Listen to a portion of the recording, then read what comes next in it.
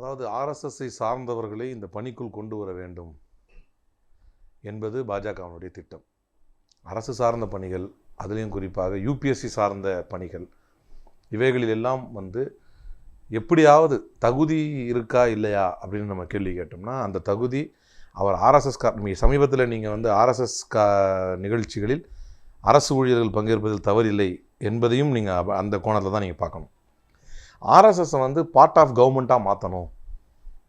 RSS சுதந்திரத்துக்கும் இவர்களுக்கும் சம்பந்தமில்லை என்று எந்த அமைப்பை பார்த்து சொல்லலாம், அல்லது சுதந்திரத்திற்கு துரோகம் இழைத்த அமைப்பாக யாரை பார்க்கலாமோ அவர்களை கொண்டு தேசத்தினுடைய முக்கிய பொறுப்புகளிலே,